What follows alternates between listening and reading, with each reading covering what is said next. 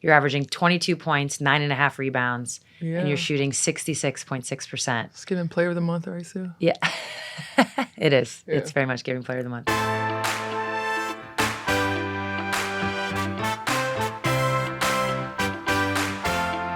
Hey everybody, welcome back to Bird's Eye View. Today's guest is a two-time Sixth Woman of the Year, a WNBA champion, All-Star, and straight-up WNBA force who lets her game speak for itself. Today's guest is Dearica Hamby. She's been dominating LA this season, leading the Sparks in points, rebounds, and presence. Every night, she's showing why her game translates and her impact multiplies. But Hamby's not just holding it down on the hardwood. She's doing it as a mom, a mentor, and a voice for what it really means to be a woman in pro sports. This year, she's playing some of the best basketball of her career, even snagging another Western Conference Player of the Week title on Tuesday. We're talking all things basketball, all things balance, and the grind. Let's get into it. But before we do, it's time for Sue's View. Okay, so for this week's Sue's View, I'm going to start by talking about Arike Ogunbowale and her resurgence. You know, this season it's been tough for Arike, right? Like we had her on the show earlier in the year. We talked about the growing pains for her, having a new coach, having a new team, a young team. You can tell she was still finding herself. And while it probably took her longer than she would have liked, like all great athletes, she got there. Before All-Star break, she was averaging 15.7 points, 4 assists, over 2 turnovers, and her shooting percentage was like 34.5 from the field and 30.5 from 3. After All-Star, she's averaging 18.5 points, 6 assists, less than 2 turnovers. She's shooting 50% from 2 and 41.7% from 3. And the Wings are 2-2 in those games. So shout out to Enrique. Like, this is not easy. The story is the mental fortitude and the bounce back of a vet player. And the lesson is that this is something that no athlete is immune to. And the bounce back always speaks louder than the slump. On top of that, Arike, I don't know if you know this, but these numbers from your last 4 games are not just better than the previous 23. They're also the best we've seen in your career from an efficiency standpoint. So again, shout out to you. Support for Bird's Eye View comes from Nike. What was your biggest win? Was it in front of a sold-out stadium or the first time you beat your teammate in practice? Nike knows winning isn't always done in front of cheering crowds. Sometimes winning happens in your driveway, on a quiet street at the end of your longest run, or on the blacktop for a pickup game. Nike is here for all the wins, big or small. They provide the gear, you bring the mindset. Visit Nike.com for more information. And be sure to follow Nike on Instagram, TikTok, and other social platforms for more great basketball moments. Support for this show comes from Google Pixel. When the extraordinary is possible, never settle for less. For your next phone upgrade, meet the Google Pixel 9 Pro. It's got a stunning new design, the advanced AI power of Gemini, and their best camera yet. It's built to capture everyone in your group in beautiful resolution, including the person taking the photo.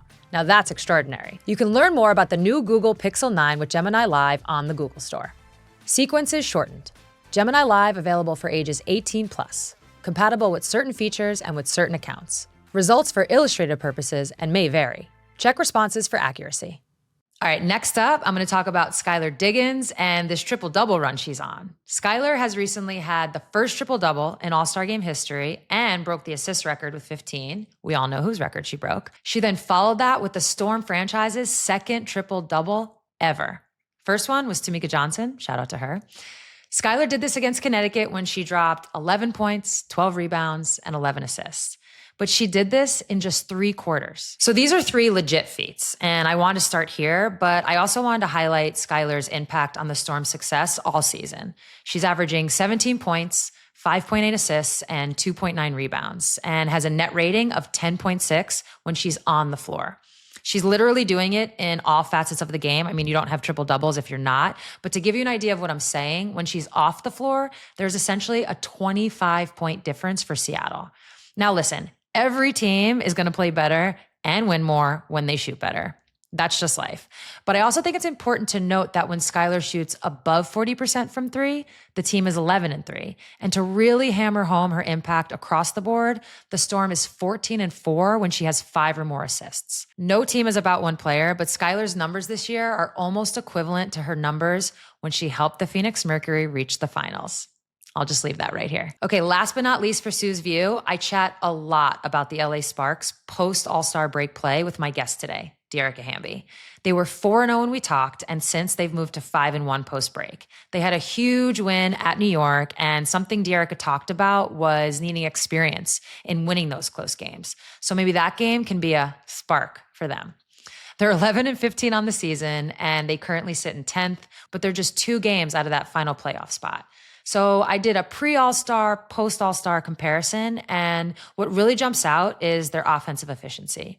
They went from 6th in offensive rating to 2nd.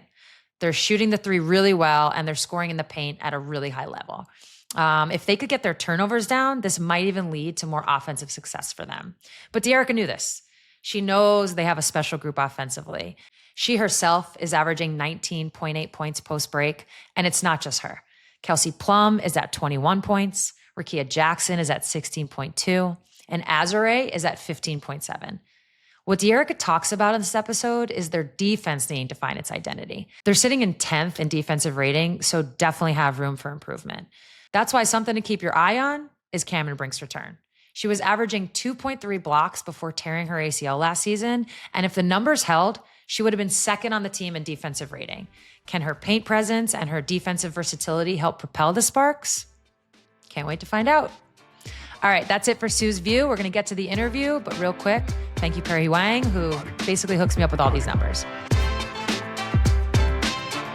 So the last time I saw you was on Straight to Camp. Yeah, we're talking about Lububus. Yeah, we're talking about Lububus. Thank you, by the way. I had no idea. You got gifted one. I got gifted one. Yeah. So now I know what a Lubu is. Are you with the trend, or you put it on your? No, Megan immediately stole it.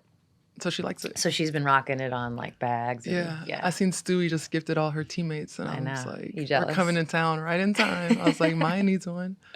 So. I know, it's crazy. I like literally had no idea, and then from that moment now, it's like all I see. All you see, like even walking out here. That's all I see. It's all I see. Do you like being a guest host with Cam? It was cool. Fun? I told her, I was like, I could have just finished out a few more episodes. But yeah, I enjoyed it. It became more fluid as time, like the episodes went on, and we got to talk to Terrence. That was really cool, like talking to other basketball players. So. Is it something you'd be interested in doing, like later on? I don't know. I thought about doing something with Amaya, honestly, like more kid-friendly though. Yeah. But yeah, I can, like, conversations like this, I feel like I'm pretty good at, but I don't fully enjoy being on camera yet. Okay. So you're getting more comfortable. Well, yeah, I need thank to work you for on coming here then. Just for you. I really appreciate it. Yeah, I also, like I said, appreciate you teaching me about Labubus. I've since been gifted, but we'll get to that. I have a funny. Oh, you're gonna talk about Lububus? No. Go. We were in Connecticut, and they have like kids quest or something like that. Maya goes to the arcade while I'm taking my nap, and she comes back. She's like, "Mom, I want a Labubu," and she opens it. She's like, "But it was a Lafufu." You already got fake Labubus? Yeah, it's like 10 teeth, and then the eyes are bigger, and then I think she just pushed on the faces like more squishy, and the eyes popped out, and like on purpose. I don't know. Like I think it was just like faulty. So the F stands for faulty, fake and faulty. So she was like, "I'm taking it back."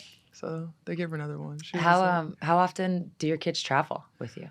I would say at least one of them are on every trip. Okay. Maya usually spends a month, like in the summer, with her dad's side in Georgia, doing all the country stuff. But yeah, I would say that I at least saw one of them. But they're both on this trip. So nap time's always like, where am I going to put them? No, they leave. I have help on each trip. So if it's just me and Maya, though, she knows like to sit in the corner and let mommy nap. Yeah. But that's nice. I know. What is she, 7 now? She's 8. 8. Oh, so she's 8. And how old's Legend? Like 2? 2 and like 4 months. Some change. Okay, cool. Yeah. How was your All-Star break? Oh, it was nice. We went to Legoland. I stayed in California and just rested. And I got a little tan. This is dark for me.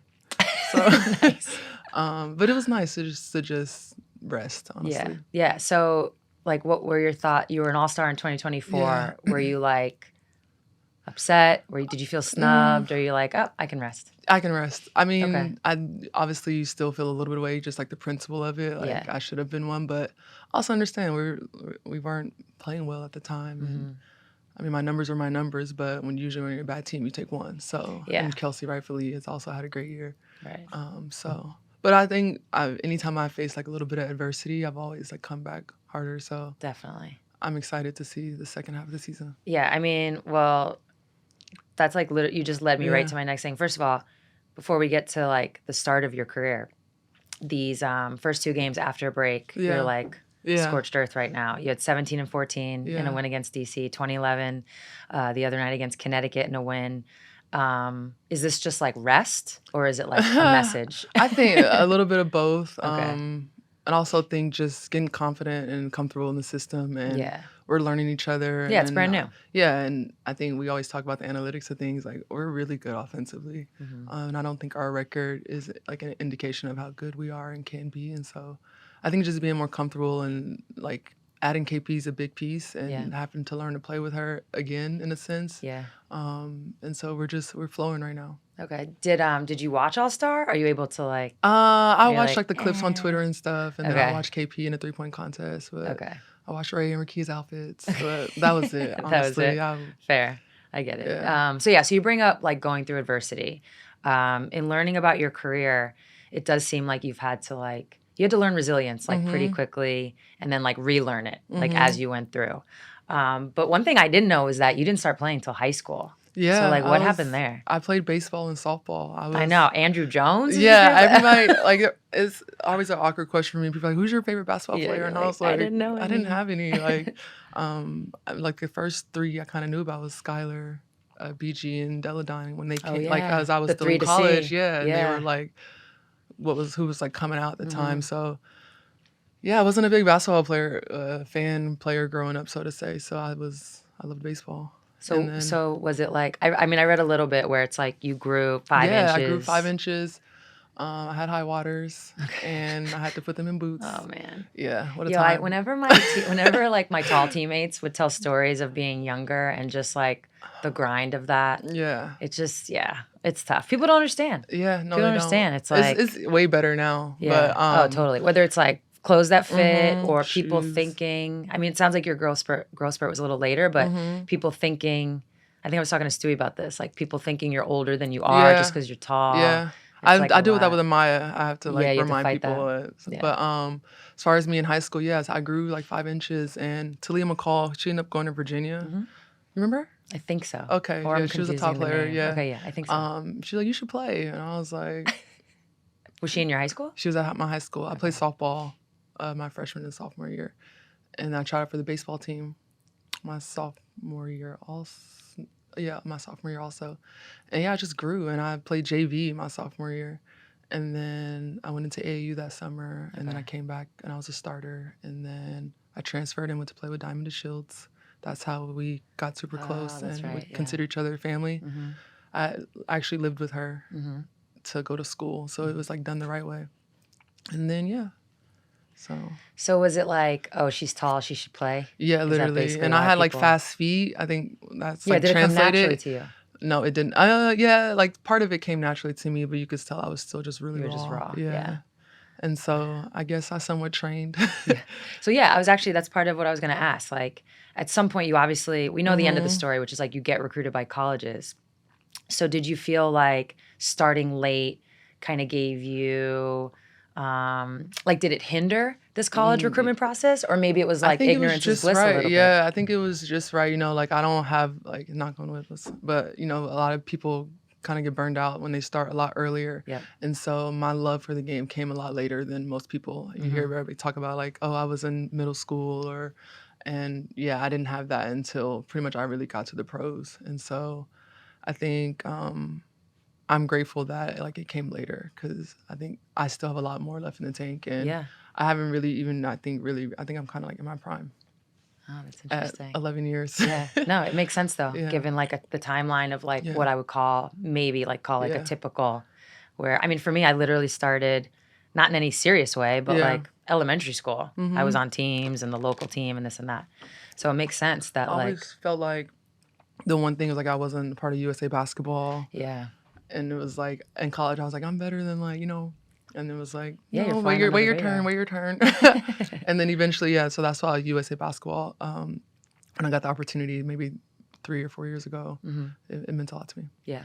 All right. So you ultimately, you do get recruited, obviously. You choose Wake Forest. What made you want to go there? I I didn't think I was going to play basketball post-college. Okay. So I wanted to be at a good school that was going to give me great education. And at the time, Amaya's father was at the University of Richmond. He was going to go to University of Richmond or NC State. And Wake Forest happens to be like in the middle. Right. In the, yeah. Okay. And so obviously it worked out at the time. We were together 10 years. And wow, I didn't realize you guys were together 10 years. Yeah, we grew up together essentially. So, that was a big part of why I went there. And then mostly the education though. Okay. And then were there other schools even in the mix, or it was I had a lot of like top five, or not top five, big five schools, but not like top 20 teams, so to say. It was like at the time it was like South Florida. South Carolina wasn't what they are now. West Virginia, Florida, and Wake were my five. And then I grew up from Georgia, so when I first started, I was like, oh, I'm going to play at Georgia Tech. I'm going to play at Georgia Tech. And she never offered me until after she offered me at the very last minute. And, who was there at the time? Michelle. Okay. Joseph, right? Yeah. Yeah.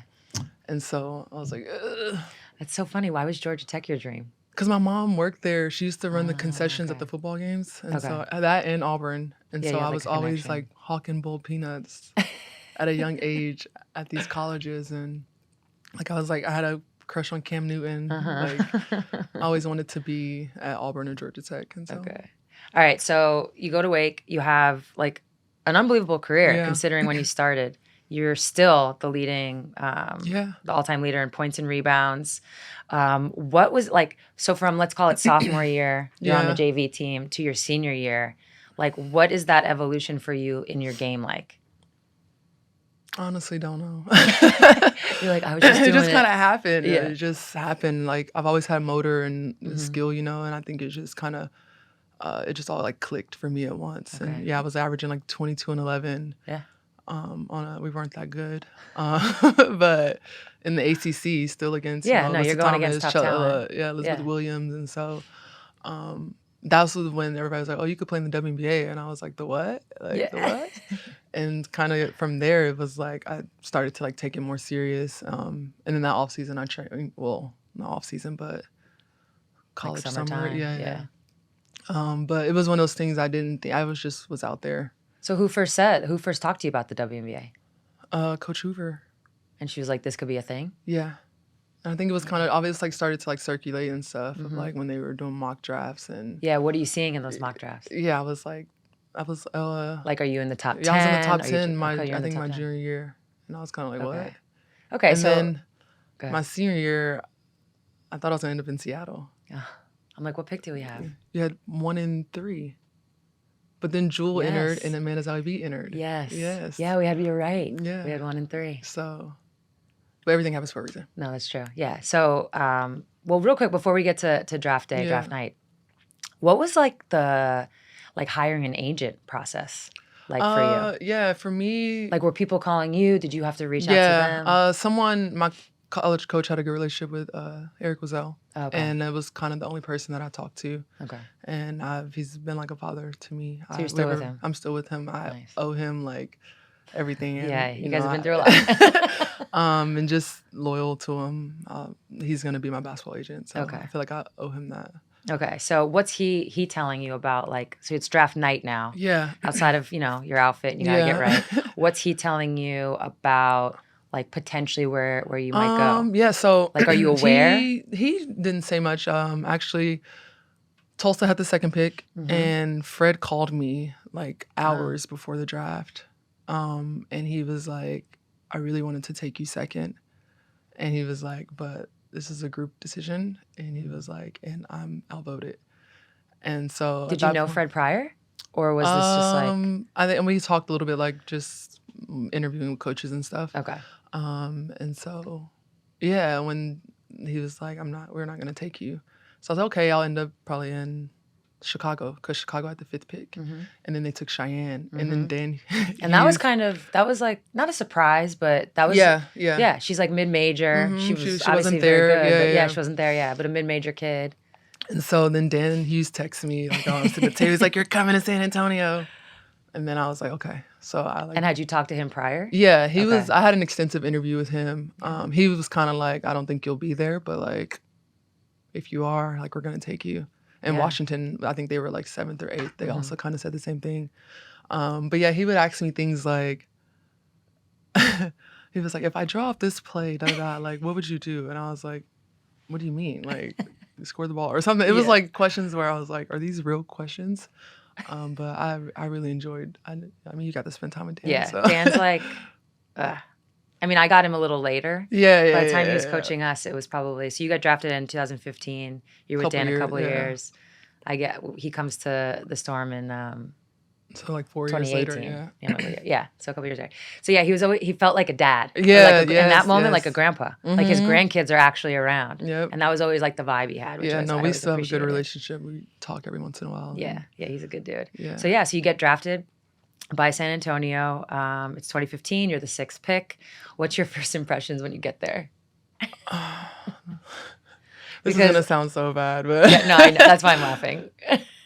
So I had Sophia Malcolm Young, D-Rob, who is my coach Daniel now. Adams, Daniel Robinson. Adams, my coach now, and Jane Appel, Alex Montgomery. I just saw her at All-Star, actually. Yeah. She's a Seattle kid, Washington kid. And I hate this. I don't want to say like they didn't like me because I don't, but you know, the whole like, it feels like thing? that. No, not even rookie hazing. Just like I came in, I was a starter, and it just it feels like that. And that could be just you in your own head, or like you feel like the toughness of like you're like the new kid on the block. Yeah. So, but I had a good rookie season up until I sprained my ankle. I think I was on pace to be rookie of the year, and then Jewel took off the second half, and I kind of like trended down. So, really great for my time. I had great vets, and still have great relationships with all of them. So. Yeah, but do you remember playing in Freeman Coliseum? Yes, I do. I remember playing that Freeman was tough, Coliseum. man. It was tough. Oh my God, that was. Antioch was tougher. What'd you say? The practice facility. The practice facility, yeah. Oh. Yeah. That's why when people are like, "Oh, no problem," I'm like, you have no idea. Yeah. Like, this is great. Yeah. So. I just remember, like, for those that have ever been to, I don't even know what it's called now, AT&T Center. Yeah. So for those that have been to San Antonio, whether it's the Spurs or the Stars, whatever, it's like, as a player, you come in this gate, and then there's like this long driveway kind of a thing. You got to turn the corner. Sometimes there's cows back there. Oh, yeah. It smells like absolute shit. Like quite literally shit. It smells like cow shit. And you turn this corner, and then for that 1 year, that one season when AT&T Center was being like, redone, instead of taking that right down into the arena, you had to go left into this like where they do the rodeos. Literally where they do the literally. You could I mean, it was smell fine. It was what it was, but that's an interesting like intro into the WNBA. Like you really got like a taste of like I guess what we'll call now like the old WNBA as opposed to what's happening now. Yeah. So like when you think about the drastic change there, or the drastic difference, like how amazing is it now? I know, and that's what I try to obviously. Did Seattle have the facility when you were? No, I missed it. Oh, okay. But when people were like, "Oh, like LA doesn't have," I'm like, I can wait another year. Like me and Kelsey joke about it all the time. Like we've had we can wait another yeah. No, we can wait another year for something really special. Support for this show comes from Google Pixel. It's 2025. You don't need to settle for just any old smartphone. You can have a smarter phone, like the Google Pixel 9 Pro. Pixel 9 Pro comes with Gemini, your built-in AI assistant that helps you supercharge your ideas. And now with Gemini Live, you can have an actual conversation with Gemini. So the next time you want to brainstorm party ideas, uncover interesting fun facts, or even get quizzed on basketball trivia, you can ask Gemini. And it features Pixel's best camera yet, built to capture everyone in beautiful resolution. It has a pro triple rear camera, super res zoom, now available for video, and their Add Me feature, which gets your entire group in the pics, including the person taking the photo. All that adds up, so you'll never have to miss a shot and never have to settle for less than extraordinary. Meet Pixel 9 Pro. With a stunning new design, the advanced AI power of Gemini, and their best camera yet, now we're talking. You can learn more about the new Google Pixel 9 with Gemini Live on the Google Store. Sequences shortened. Gemini Live available for ages 18+, compatible with certain features and with certain accounts. Results for illustrative purposes and may vary. Check responses for accuracy. Support for Bird's Eye View comes from Nike. No matter the team, no matter the ranking, every season starts with the same goal: win it all. And Nike knows that reaching that goal starts long before the final whistle. It starts with the battles at practice, the losses that keep you up at night, and everything in between.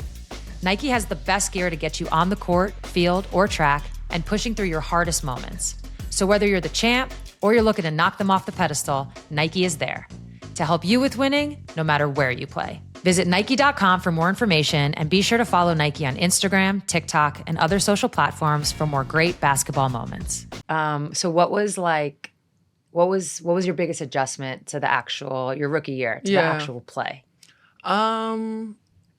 I think I adjusted pretty well. Like I'm a pretty physical player, so I feel like I've always kind of been that way. But I would say more about like reading defense and stuff. I remember at one game in Atlanta going up against Sancho Little, and I was kind of cooking. I was like, oh shit, like you're here. But just, I would say like the injury, like having injuries was always like a weird thing when you haven't like had them. And so there's always usually one. And that was like the sprained ankle. And it's like the more of the mental, like coming back from that and then getting back to the level of play. In college you could kind of coast and you could still do what you were going to do. And it doesn't stop in the pros. So yeah. No, that is hard. I think a lot of people, I've talked about this a bunch, whether it was like Chelsea Gray having to do it last year, where you're like coming back from something in the middle of the season. I think we're seeing Caitlin Clark dealing with it now, where like you're in and you're out. And that's so hard. First of all, it's hard to do in the WNBA because the schedule, it's like, it's long, but it's short, right? You're out 2 weeks, you're missing like 5-6 games. But then to your point, trying to get back in, nobody cares. Yeah, they don't. You're still going against like all the top talent night after night, so that you never get the chance. Like, can I just get a minute to like test this out, see how I feel? It happens so fast. But I do remember your rookie year because for me it was like you came out of nowhere. Yeah, it was like I'm like, what the fuck is this? In some ways, because Wake Forest like wasn't on TV a lot. Did you guys even go to the NCAA tournament? I don't even remember. No, we went to one WNIT. I think my junior year. Yeah. We played UConn in the Bahamas, and they kicked our ass. I think fucking Stewie played 5 minutes and then was out the rest of the game, and she had like 20 points. So we didn't play a lot of top teams outside of like the ACC. Yeah. So do you think like, for lack of a better, like flying under the radar a little bit helped you, kind of like coming into the league? Yeah, I think it relieves the pressure. I think it removed a lot of pressure. From me, so to say. And even when I went on and had Amaya my second year, it was kind of like, if I keep playing, I keep playing. Like, and obviously I did keep playing and I got better. But I think it just removed the pressure of, like, I didn't come in with the mental, probably, I guess, taxing stuff that other players probably experienced. Right.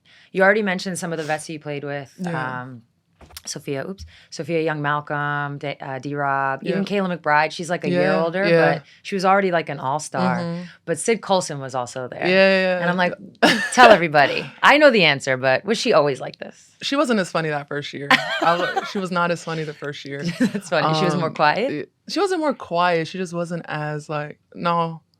It wasn't as often. Okay. It was still there. I have the one story I've told a few times where we were in the locker room. I don't know if this was my first year. No, because I think KP was there as the second year. And Christine was our strength and conditioning coach. And remember, like back then, you would play the game, you were catching a flight like probably an hour and a half or like 2 hours. So it's like, we gotta go. And we are in the locker room, fresh after a game. Like, we're changing to get into the showers. I'm nervous. And Christine is like, let's go. Like, she's told us like 5 times, but we're like changing. And Sydney Colson puts on her backpack, like butt ass naked.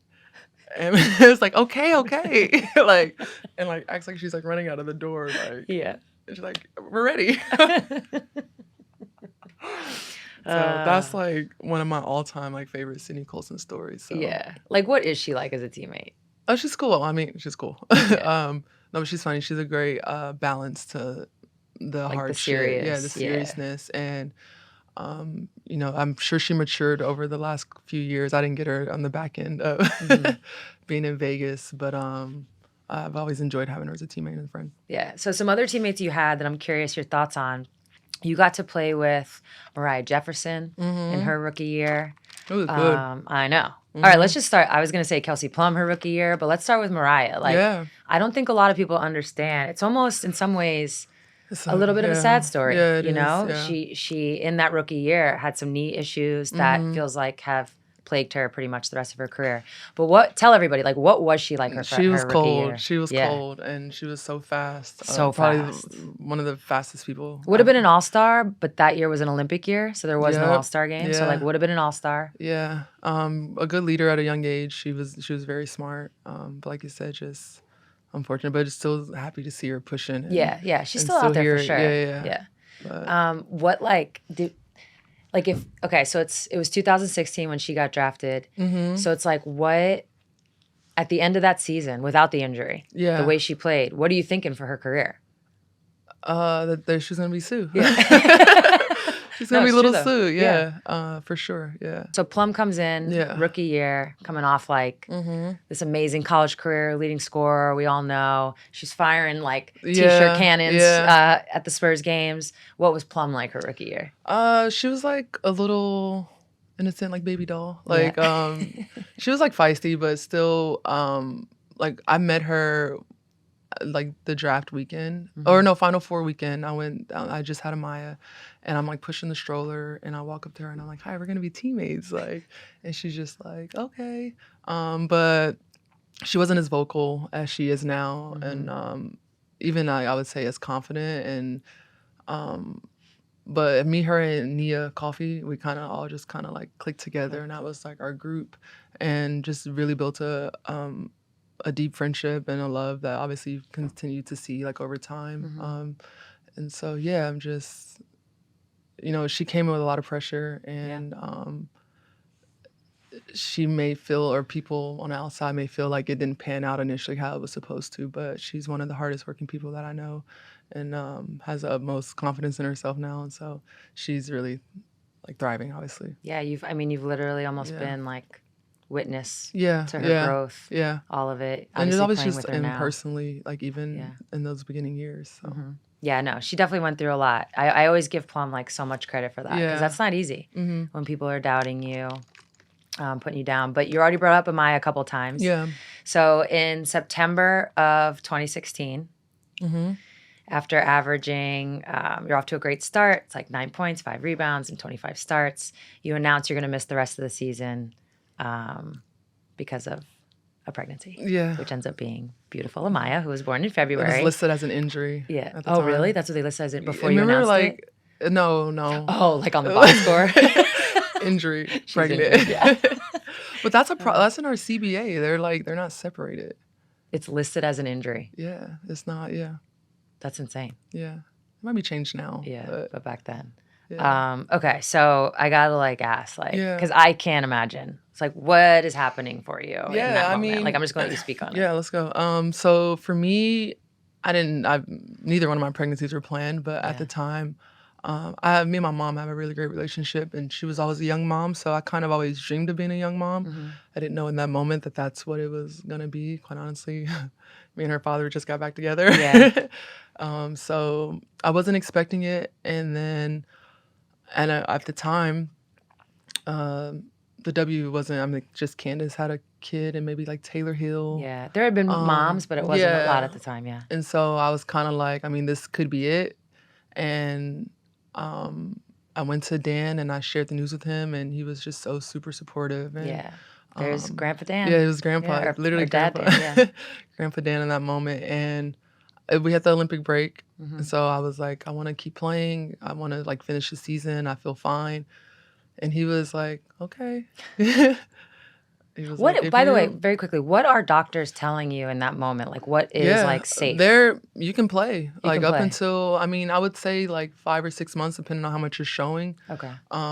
They said as long, and I didn't show much until I carried that way in general. I didn't show until like 6 months. So the baby is when they're like down in there and they're little. Like it would have to take like a lot of force and a very intentional like blow for something like that to happen. But anybody around you that loves and cares about you is going to be scared for you. And so it was kind of, he never said it, but I could tell. And he would, I would start the game and then he'd pull me and then I just wouldn't play. And then I was like, I get it.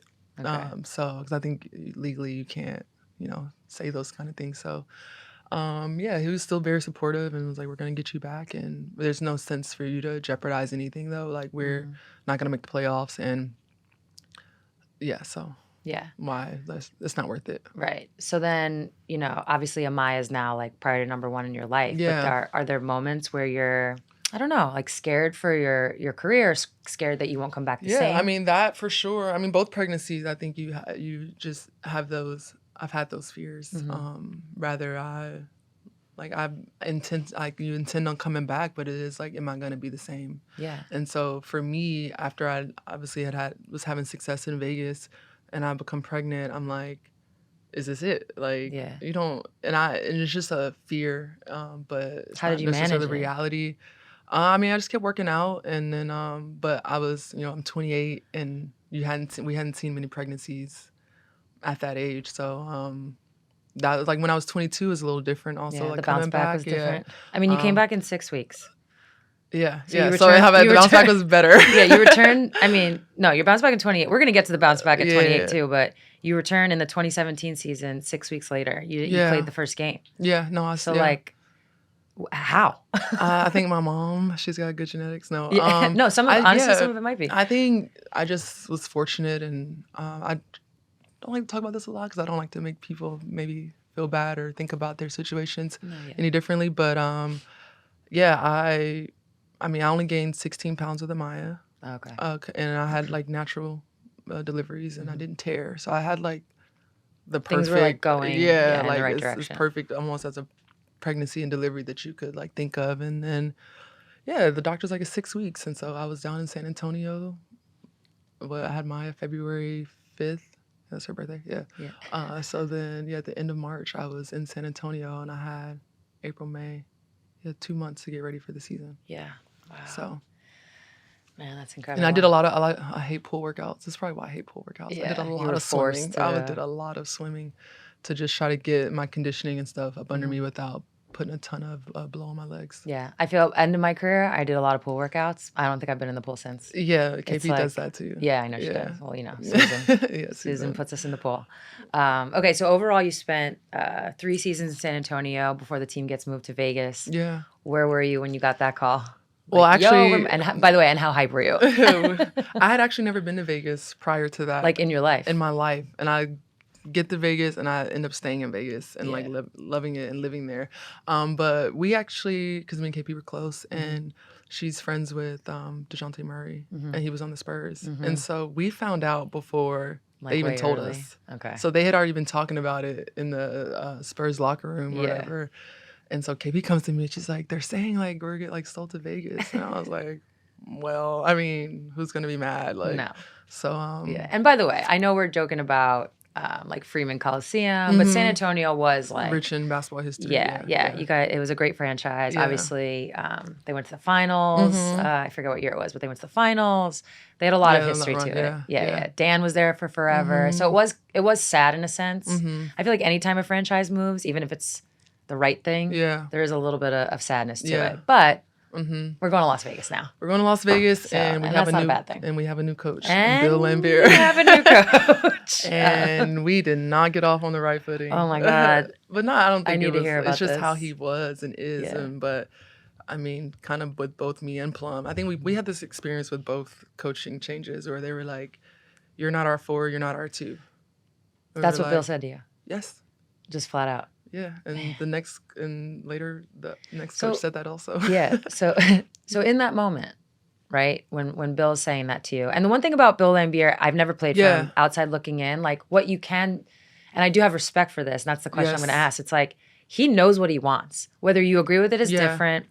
That style that he played, because I played against him in Detroit, played against him in New York.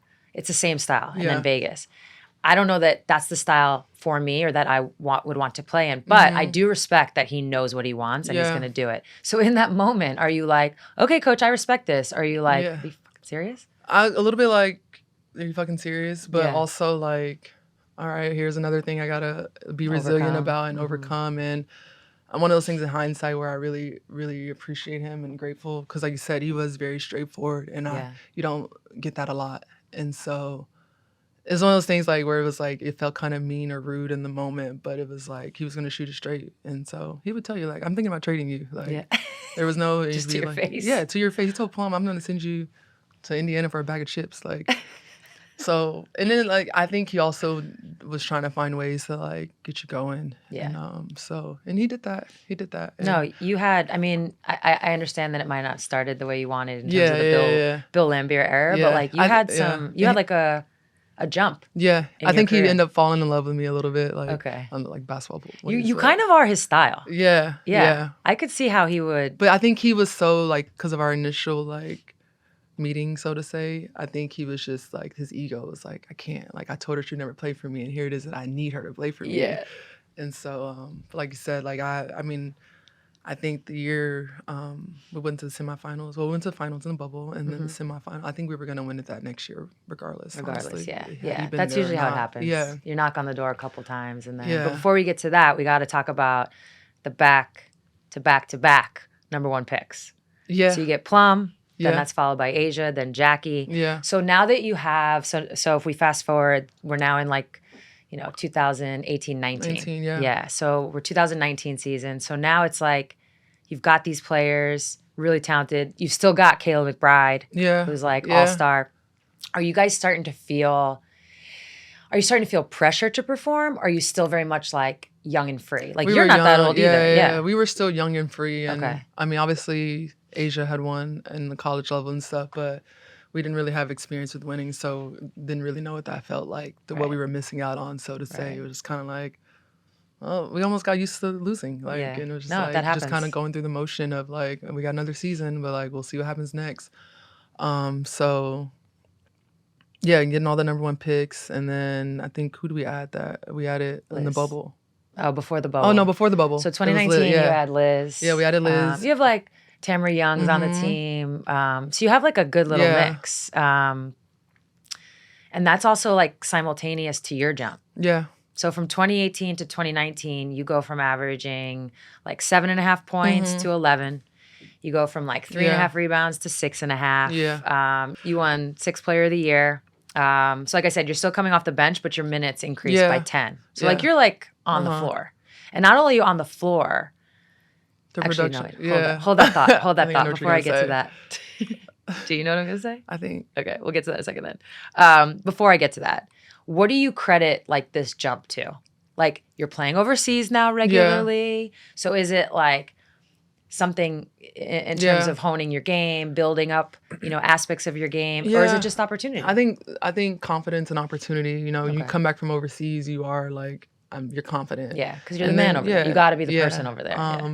And I think just showing myself that like things that I could do that I don't necessarily had worked on in the past, like in the W. I've always been more like a hustle player, run, get pick and rolls, transition. Well, you start shooting threes. Yeah, now I started shooting threes overseas. So yep. then like I'm inconsistent, but I'm shooting threes. No, your percentages aren't bad though.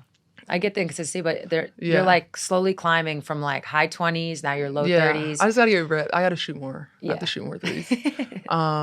And so, I would just say just opportunity. I think if you look at my numbers, they've always been, even when I would go in like free agency or coaches and GMs would call, they'd be like, if your per 40 is like insane. And if you played more minutes, you'd be do more. An all-star. You'd be all WNBA. So, and I think that has shown like my efficiency and stuff over time.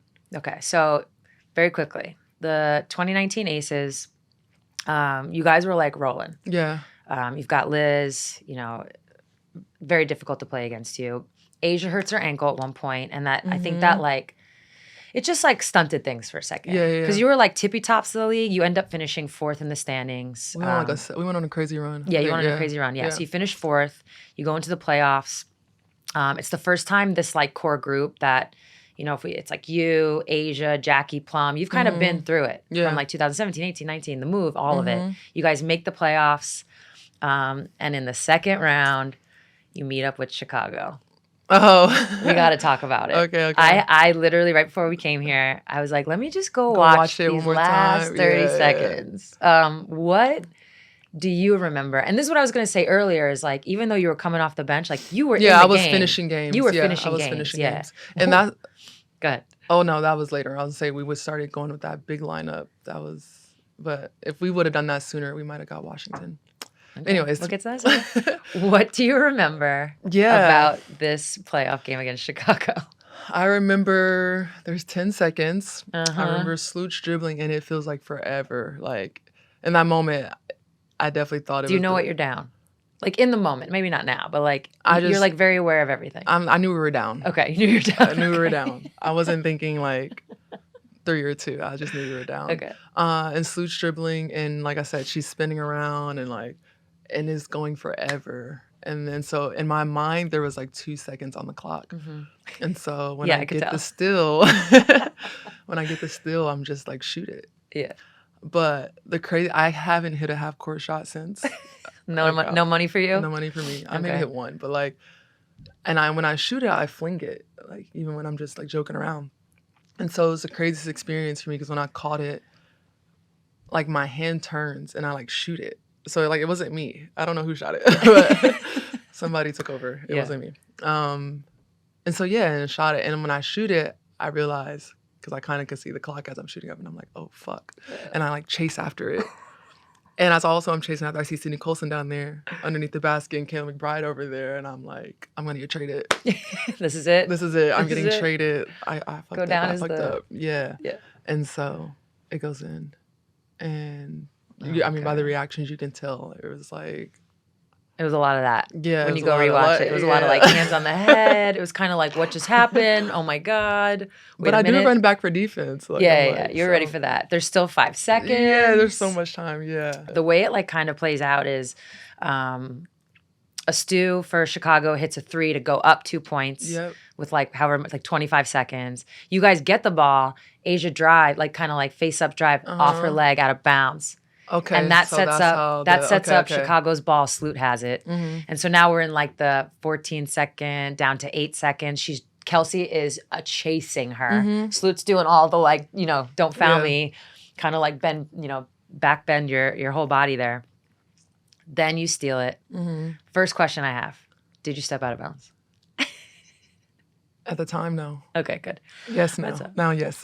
You've seen it. I think I'm pretty sure. It looks like I stepped out of bounds. It looks like it. It's hard to tell. It is. And Chicago was going nuts. But yeah, so you steal it. The review thing wasn't in place then, huh? No, it wasn't. They didn't have the camera angles for that. I mean, I feel like it's one of those things where it happens. Even if you hit it, it's just like, well, like just let it play out. Sports. Yeah. So you steal it with about however many, like 5 to 8 seconds. You heave it, and then the ball goes in. Now you're up 93, 92, so you're up 1. Yeah, we still have to get a stop. Yeah, but there's still 5 seconds. Yeah. What is, whether it's like in that timeout or even after the game, like what did Bill say to you? I don't remember. I honestly don't even remember if he came back in the locker room after that game. Oh, man. You're just like, we're on to the next one. On to the next one. Here's the best part when you go rewatch it. LaChina, who's like commentating the game, also a Demon Deacon. She at one point, she was like, something about like, oh, Chicago, wondering if she stepped out of bounds.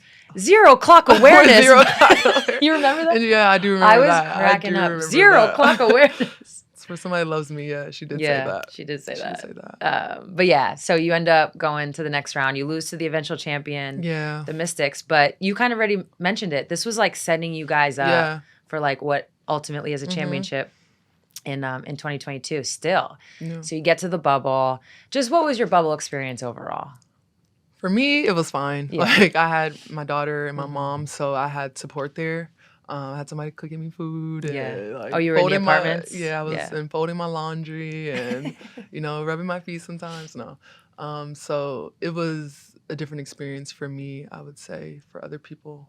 I think everybody had a range, a spectrum of experience. Yeah. How about yours?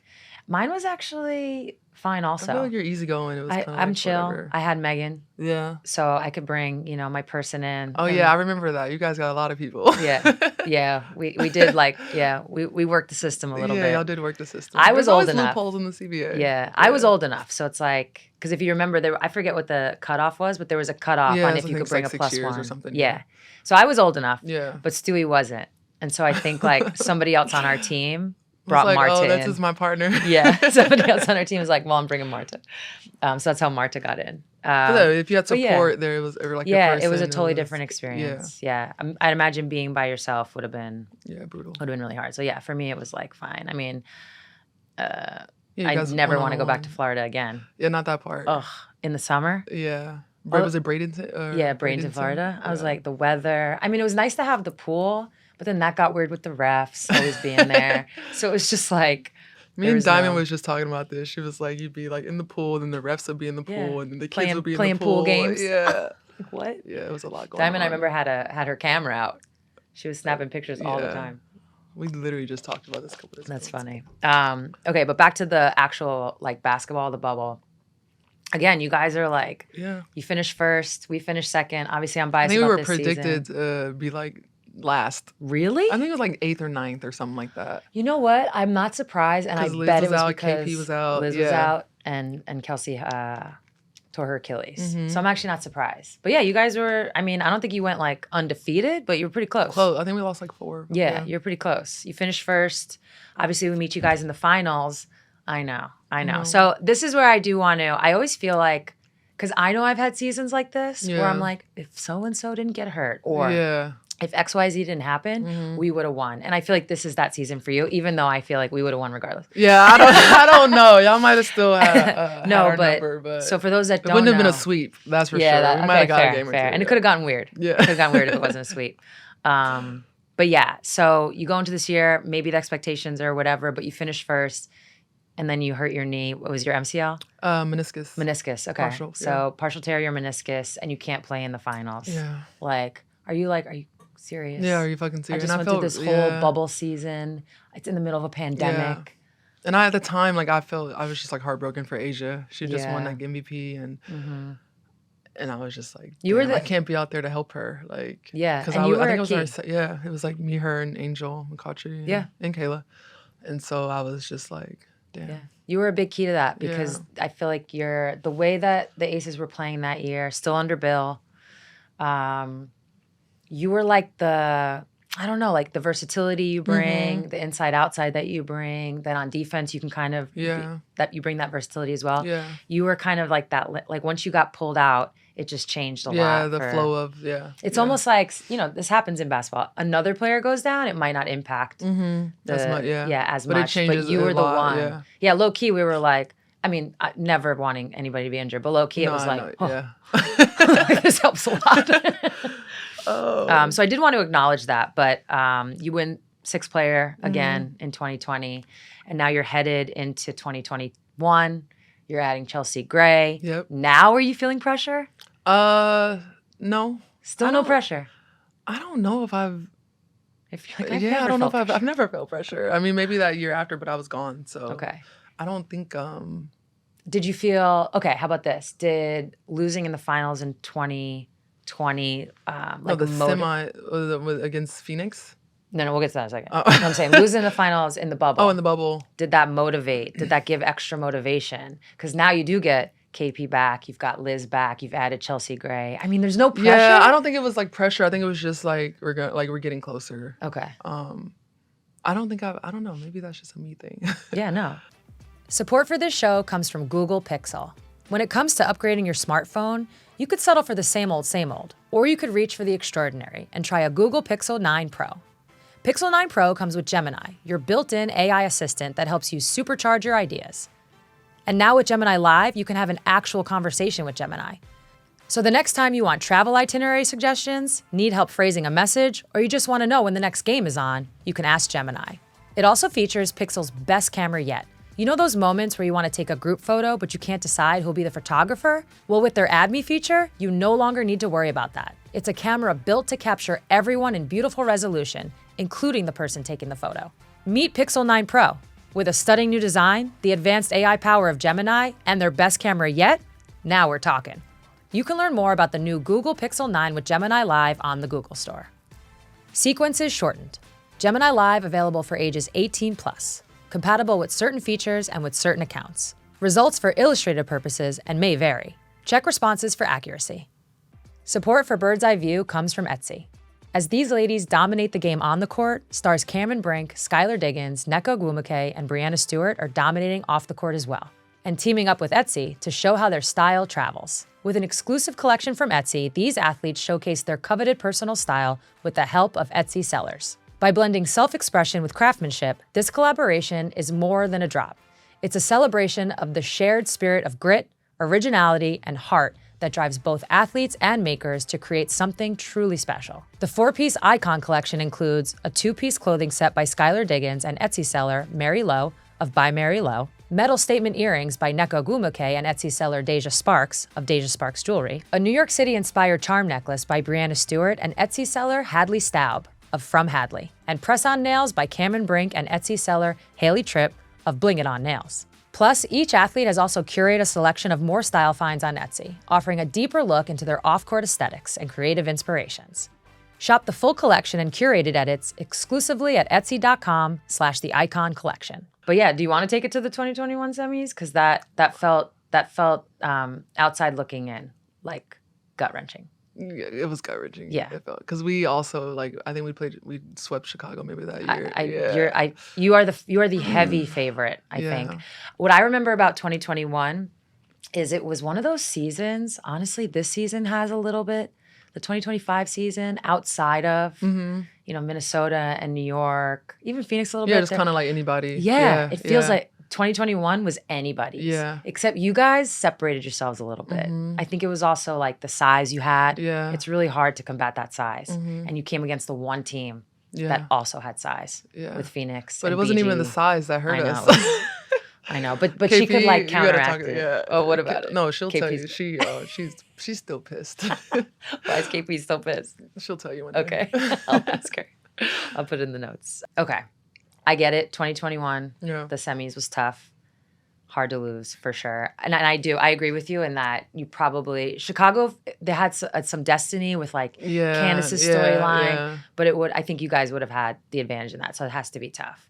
And now we finally get to 2022 where it's like, after all of these kind of devastating playoff losses, you now have this core group that's really been together for a while now. Yeah. And it finally clicks and you win it. What was that like? It was special, you know.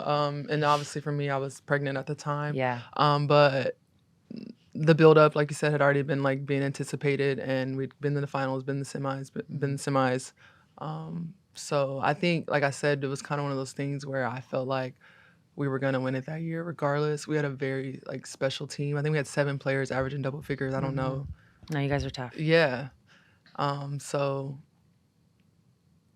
yeah, and then, I think just the situation that I was in at the time just made it a little bit more special for me. But obviously, Asia getting one, Jackie getting one, KP, it meant a lot. Yeah. How would you describe Chelsea Gray's playoff performance? Oh, it was crazy. But another thing, adversity, she wasn't an all-star. And you could have argued all 5 of us could have been all-stars that year. And so I think it was just one of those things where it was this one meant more.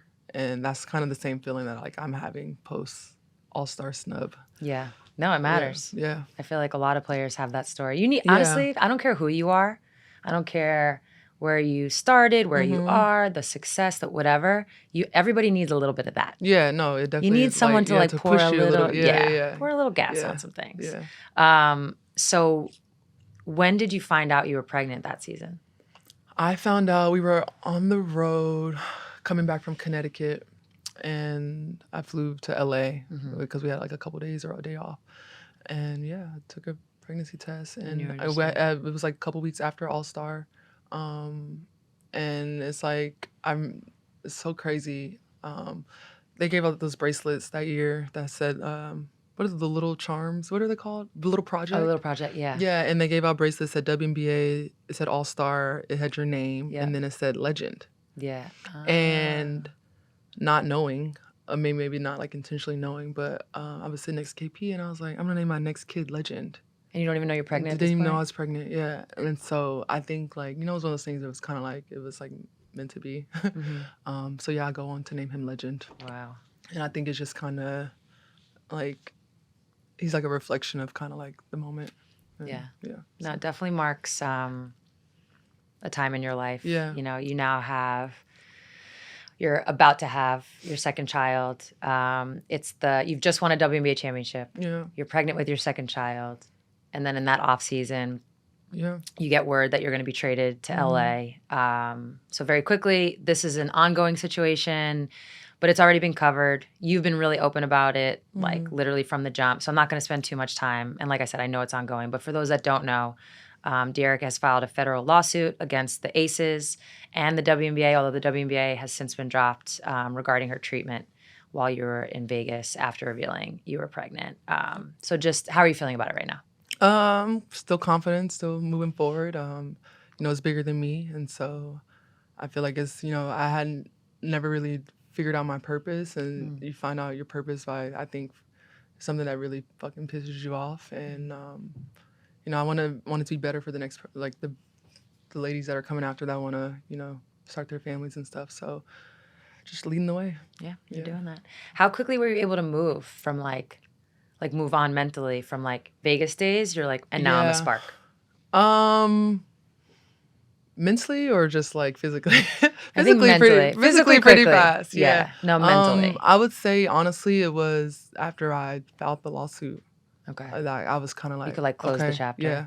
And obviously it's still going on and it's not fully closed, but I think mentally it was I know I'm doing the right thing and the burden, it was lifted off a little bit. So obviously I dealt with a lot emotionally after that and going back and being booed and those sort of things, but I know I'm doing the right thing, so. And now you have 2 kids. Now I have 2 kids. So in this moment, right, Legend's like a baby. What are you already learning the difference between 1 and 2? See, when I say I don't like talking about this, because I feel like I've been very, very blessed with my kids and their temperament and their Maya is so emotionally mature and she understands this life. So I don't know. They've made it easy to or easier, I should say, to do what I'm doing and to be successful at it and to be confident and to do what I'm doing right now. Yeah. So how would you describe your ability to juggle both? To juggle being a mom and being a professional athlete? I mean, I think, and I had a conversation with Bill Laimbeer when he first got there, and that was kind of one of the things because I was on my phone at halftime checking on my kids. Yeah. And he was like, "You need to pick." And I think it's gotten me in trouble at times, or I wouldn't say trouble, but maybe I'm not where people after they've seen spots of bright spots in my career where I could be or where, because he would tell me all the time what's stopping you from being Stewie or and for me life is bigger than basketball, and so my kids, when I'm done playing, they're gonna still be there. So they come first, and I think that is always at the forefront of who I am and what I am and how I handle my kids, how I handle my friends, how I handle my family. Always comes first. And I think, sometimes well, could you be further if you just focused on basketball? And I'm never going to be that person or player. So I would argue, I hear that point. And it's changing now. People, it's definitely changing. Yeah. And I think some people do what works for some athletes is to be just 100% in. Yeah. And they can't have any, quote unquote distraction. Yeah. But I might argue that your ability having to do this early in your life, having to do it often in your life, and handling, we'll just call it adversity. Not that kids are adversity, but it's it's part of your life. I would argue that the balance that provides you actually allows you to be who you are on the court right now, or else how would you have gotten over some of this adversity? I agree. You have practice in it in a sense. Yeah, and when people talk to me, they always talk about how joyful I am and how joyful my kids are. Yeah, your perspective's different. Yeah, my perspective is way different. Yeah, and it's also part of your legacy, right? You're one of very few. There are moms in the league, of course, and there have been moms, but you're one of very few that have come back. You might be the only one. Are you the only one to come back twice? Skylar. Oh yeah, Skylar. And then, but at the time, I didn't know that. Because she announced shortly after. Okay, yeah. So you guys are at the same time. Yeah, we're at the same time. And then Cheyenne Parker now. So she's coming back. Okay, yeah. So you're on a very short list of players that have come back from having 2 kids while playing. Yeah. And that's part of your legacy, and that's special. Yeah. Thank you. So Legend was born March of 2023. Was getting back on the court. We already talked about it a little bit earlier. Yeah. Was it different this time? It was it was easier, but I also didn't. It was easier? Yeah, you're crazy. I need to see your mom's genetics. I need to see They a think I'm test. crazy too, because I wasn't I was gonna just rest and come back after All-Star. By the way, it's crazy that you've been able to come back so easy. Not you're crazy. Yeah, no. Just wanna. And that was postpartum. I was kind of like, I'm just gonna chill and just give myself the 6 weeks. And I was kind of like, they sent me some bands, and I was kind of like doing some clamshells here and there, like laying on them, breastfeeding them, clamshells. And yeah, I had no intention, just with everything collectively that was going on, to come back until after All-Star. Okay. And then I had a moment where I was like, you know what, I'm gonna go back and play. And literally, I called Karen Bryant at the time, and I said, I'm coming back to play. And I think camp was in 5 days. She was like, okay, okay.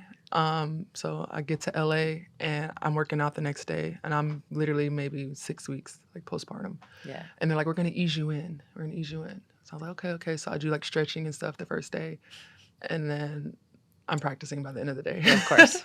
And I was like, it was like, okay, just 5 minutes, like a little up and down. And I was like, nope, I'm gonna keep going.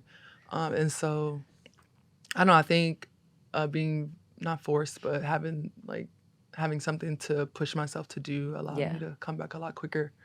And I imagine the motivation was there. Yeah. And I think at the time, I had a decent season. It wasn't like my best, but I think you're getting back into it. Yeah, it was.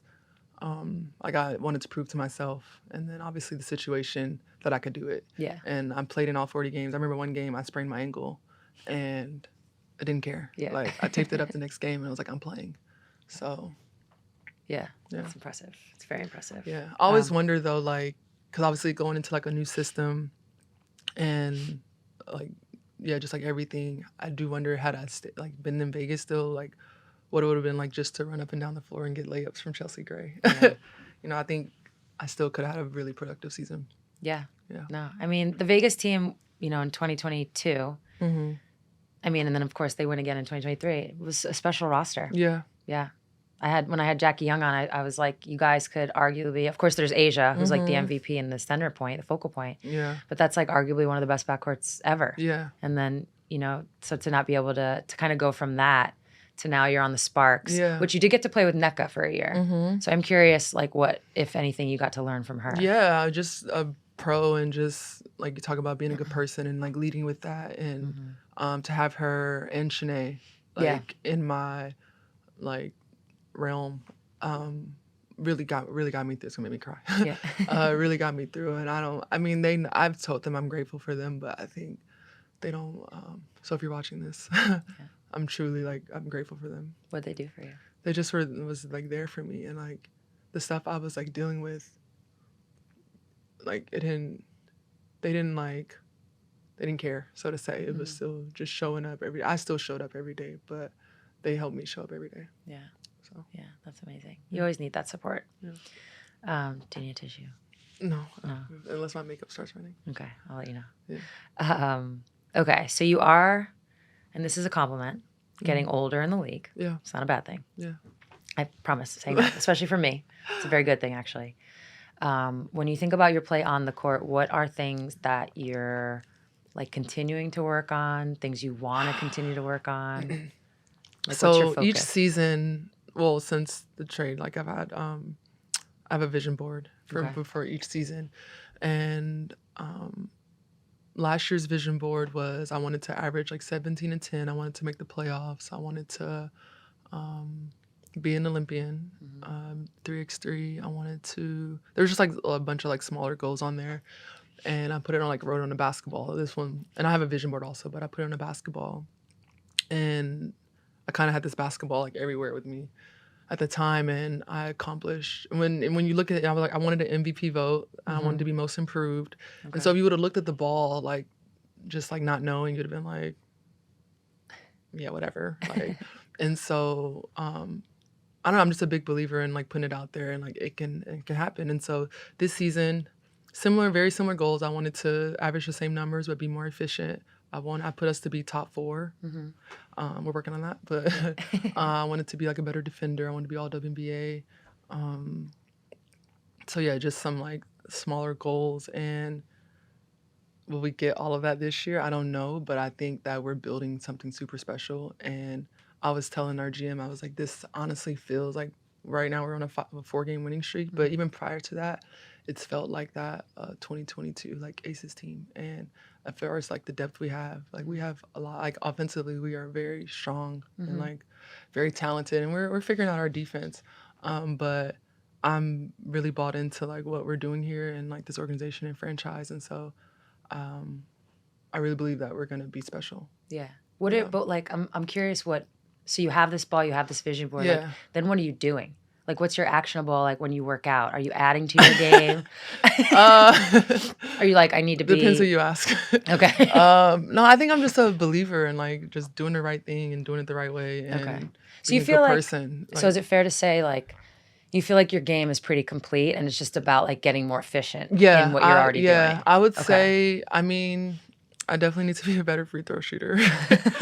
I don't know what it is. I mean, I think I know what it is, but I do not shoot free throws well. And I think I keep telling myself that. Like, yeah, exactly. Yeah, that's the thing. And I get up there and I'm like, fuck, here we go. Yeah. And then I'm like, brick. You gotta find the place where you're excited to shoot them. Yeah, and so you gotta get to excited. I've changed like the way I shoot it to like eliminate the anxiety or try to. And it works at times and it doesn't. But like you said, it's really mental. Yeah. But one of my goals this year is to be 50, 40, 90. And I don't think I'm going to get that this year. Well, it's the free 90. Exactly. So. Wait, let me look at what's your threes? I don't shoot enough. Okay. But I'm shooting a shit ton in the paint. So your shooting percentage is nuts. Yeah. I already have like a whole section on that. Yeah. So, but I think just the intention of like me saying 50, 40, 90, I'm getting to the free throw line probably like a career high. And so I'm leaving 3 to 4 points. You get there. You get there 6 times. And I'm You're leaving 58%. Okay, you didn't have this. Listen, you brought it up. I wasn't gonna bring it up. From 3. Yeah. Now I'm shooting a career low. Yeah, you're shooting career low. Yeah. From 3, it's only 27. But you're shooting 60 from the field. Yeah. That's crazy. Yeah, like in the paint, it's like an insane number. 50, 40, 90 for you is not. That's attainable. Yeah. So, but it's a goal, and like I said, maybe I don't reach it this year. But but it's attainable. It's attainable, and me even saying shoot 90%, I feel like I'm more intentional about absorbing contact and getting to the line. So leaving, I mean, I don't know if we win games with 3 or 4 extra, like those games in the beginning of the season, but I definitely think they could be momentum changers and just more confidence. I mean, that's at least 3 to 4 points on the board a game that I'm leaving out there. So that sucks. Yeah. No, I know. I mean, so you guys, you already mentioned you've had your ups and downs this year, adjusting to a new roster, new coach, all of it. You're currently in 10th as we record this. Barely. Yeah. But then at the same time, you're 10 and 14. You're a game and a half behind the final playoff spot. Exactly. So it's like, and you just had 2 big wins over DC, who's like kind of, they're in the 8th spot right now. And you're going to get Cam back soon. Gonna get Cam back. And our schedule's gonna not get easier because every game is hard, but we've had the toughest schedule. Based on record. And we know we played Minnesota 4 times. Like, we played Phoenix 2 or 3 times. So getting some of the harder games out the way in the front end, which weren't all, like, we weren't getting blown out. So I think we've shown, and so I think a lot of those games we were having the lead going into the 4th quarter. And we just didn't know how to win. Kind of similar to like that Aces team. So just learning how to win, and I think we figured out like how to do it and play through adversity and figure out how to get people going. And just, Coach had an idea and a system when she got here, and like we still have that. It's like same belief, but we've tweaked it a bit and I'm more in the pick and roll. I'm more like in space on the block, and there's just more space for everybody. So I think we've truly figured that out. And when we play good offense, we have good defense. Yeah. Okay. So I'm going to focus on you for a second. So this season, you're currently averaging career highs, like 17.5 points, 3.5 assists, almost 2 steals. Those are career highs. And then you still averaging, you're also averaging 8 rebounds. 7.9, whatever.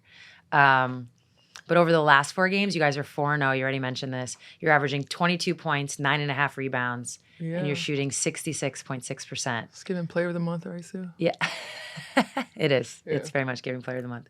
So what do you think is clicking for you Is it just like time together and chemistry? Yeah. Or is something happening? I think time, chemistry, and like I said, like my confidence, like okay. You just kind of see the percentages like rise over like you each shot game, like so 80% last night. Huh? I think you shot literally like 78% last night. And like in 4 from 11. Yeah. That sucks. But yeah, just finishing. And I mean, I've always been a good finisher at the rim, but I think just the spacing and just the versatility that we have on this team has opened the lane up a lot. So it's like just wide open layups. Well, you bring up the versatility, and I definitely want to get to Plum too. Between you, Rakia, and then you add Cam back. Yeah. Like, and we still have Z. Yeah. Oh my God, Azure. How do you see that playing out between the 4 of you guys? Yeah, I mean, as far as what, like just like, I don't mean like minutes and roles. I just more mean like you now have this team that has all this size, all this versatility. Yeah, and we've have figured out defensively like what works for us, and so which begin the season was like we were trying different things, trying to figure out, and we needed to capitalize off our versatility. So I think we've kind of figured it out, and then adding Cam and having her in the paint is gonna just like I think be a really big. I'm just really excited for her. You know, she's had a like a mentally like draining year coming back from ACL, but I just want her to know like there's no pressure for her to. We need her just to be herself and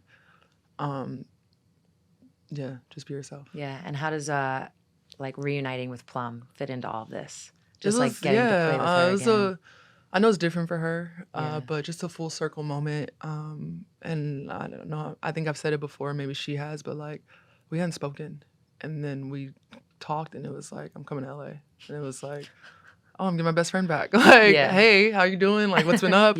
And so it was just, I think one was of that those hard, things. Not talking to her? Oh, absolutely. Not being able to? Yeah. Yeah, you know, for sure. But we've been a lot of therapy, I would say. And we've had a lot of hard conversations, and I think she's meant to be where she's supposed to be. And I think it's one of those things, even before the trade, we always just kind of knew we would like be together, like end up together, like as teammates, because that sounded, but as teammates. And so it was just kind of one of those things, like I've known it was going to happen, like in my heart. And so at the time it was kind of like a matter of where, but I have a home in LA and like she has a home there now too. So what home as in like family. Yeah. What growth have you seen in Plum? Because you saw her as a rookie. Yeah. You obviously saw her become like she was kind of a 6-man off the bench for a while there in Vegas. She doesn't like to I know. She's the one. The first when she got most improved, she was like, "Fuck that." Yeah, I don't want that trophy. When she got the 6th woman, she was like, "I don't." Maybe it was that too. Yeah, and I was like, maybe it was 6. Don't do that. Yeah. No, she makes it known. But then she becomes a starter. So you've kind of seen her through all this, and now, what I'd imagine is, you know, for the first time in the WNBA, it's like she's one of the main, like this is her team. I would say this is like both of your teams. Yeah. You know? And so what have you seen like at each stage, and what are you seeing in her now?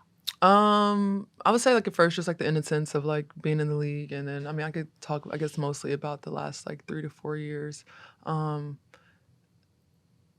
would say having like her come to LA, she talks about this, like she feels like she has like more humility, and you know, I think the last 2 or 3 years for both of us has been like really hard, and like a wake up call in a sense of like anything can happen to anybody, and that's translated to her. I think even just coming to LA to begin with was like a moment of like, I'm sure like it looked crazy. Like, why do you want to be in LA? Like, why do you want to leave Vegas and go to LA? Like, they stink and there's no facilities and all these things.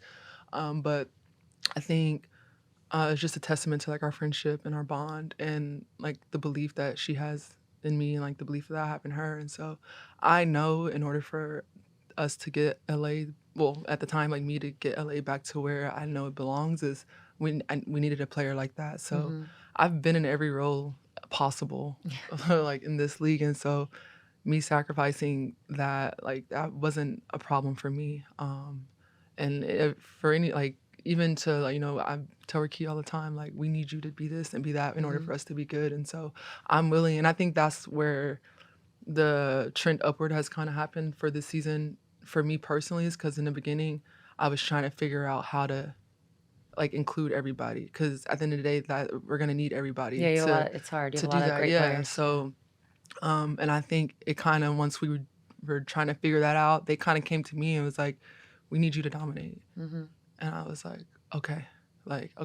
So just trying to find a balance, and she's been. We talk about it all the time. Like, we can get on, like, we've had a few incidents on the court, like cussing each other out, and then which is normal. Yeah, for everybody. like we get on the like before every game, we tell each other we love each other, and we hold hands a little bit, and so yeah, that's not that. I think that's growth. Yeah. Like, even though we were good friends, but like in the past, she's a firecracker, and Yeah. she it might not look like how it does now. So. Yeah. No, I feel like the LA Sparks this year and probably beyond, you guys do have a lot of talent, but the identity and like how you're going to win games and win the tough games you talked about earlier and talked about just now, like you've been in all the games. Yeah. You just need to learn how to win. That's probably going to come from you too. Yeah. Yeah. And then it's not that everybody else isn't playing, their part. And we talk about, like, she's more of like the, like, rah, rah, rah. And I'm like I got you guys. Yeah, like, you're the mom? I'm the mom. Yeah, I'm the mom. Shocker. But she has softened up a lot. And, she tells me all the time, like, about, like, patience, but she's learning a lot of patience also. And it's showing. And she's getting better each game also, and learning how to get her teammates involved and kind of play this dual point guard, shooting guard role. And, which is hard. Yeah. While also, some games she is, like, less involved, like maybe on shooting, but like the rest of us are involved, and so she's learning like when to take over. Like in Con last game, like she knew, okay, I got to take over, right? And so just helping her find a balance of like when to do that. Okay. Yeah, I think what's really rewarding when you're in a position that you guys are in, which is, I kind of just said it, right? Like, you're kind of the two focal points. Yeah. You're the vets. You've been there. You've won. So you understand. You have the experience. You have this young, talented roster around you. It's going to be like a simultaneous, like, you have to play well in order for the team to win. But simultaneously, you're helping these younger players be the best versions of themselves. Yeah. And in a year or 2 years, whatever it is, when Rakia, Cam, like even Azrae, who's been in the league for a little bit now, but still like pretty young. When Most they start improved. when they start to shine in other ways, you're going to have played a role in that. And that's when it's like, when you're doing both, that becomes really special and really memorable. Okay. I have a question for you. When you were, because I think about this, like, I'm not going to say I have only like 4 good years left, but I think about like, were you big about like, I want to finish at the top, or were you kind of like, I'll go into a role of like, like, I think about, like, will I go into, like, a Udonis Haslam role, or, like, just be, like, the 12th man, but, like...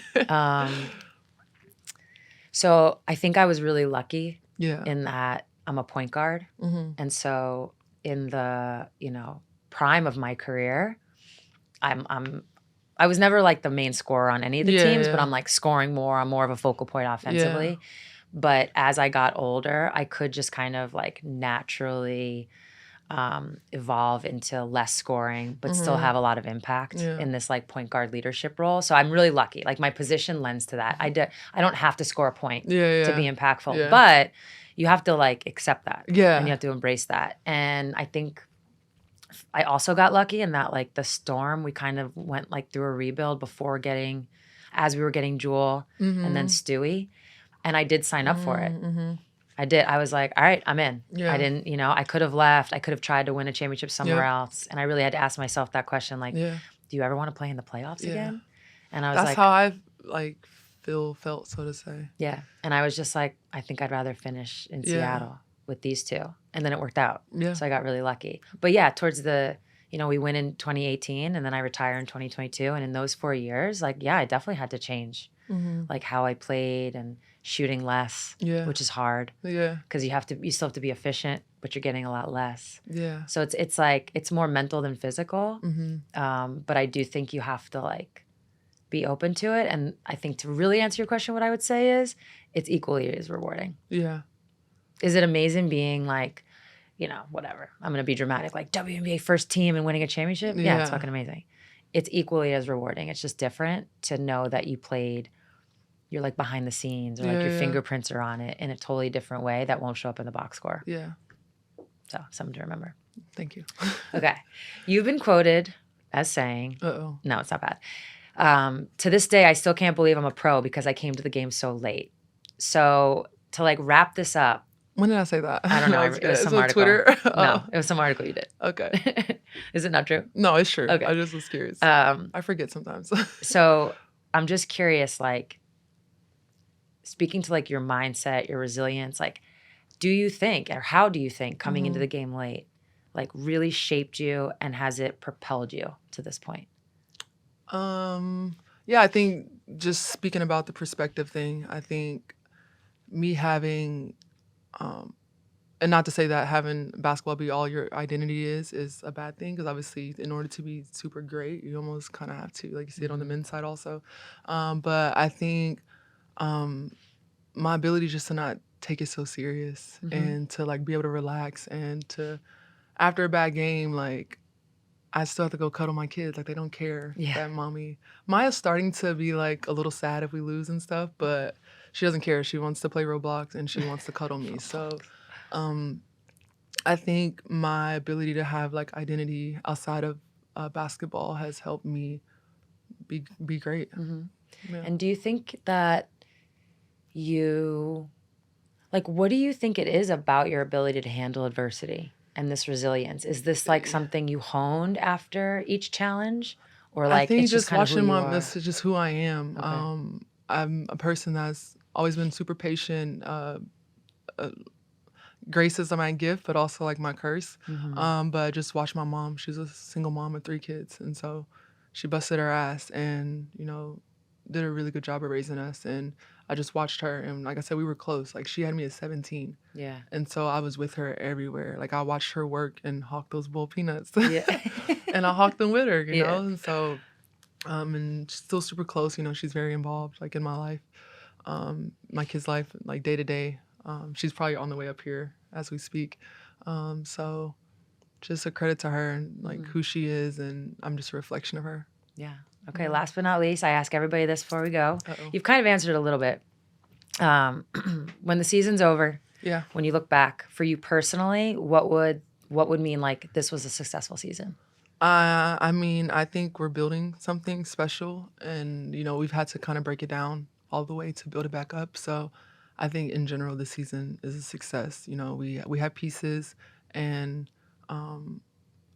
like I'm thinking about the bigger picture, and like long term, and building something that like the core of this team is going to want to continue to like play for. And so yeah, I think we're like, I don't know if you want to bookmark this, but I think in the next 2 to 3 years we're competing for a championship. I love it.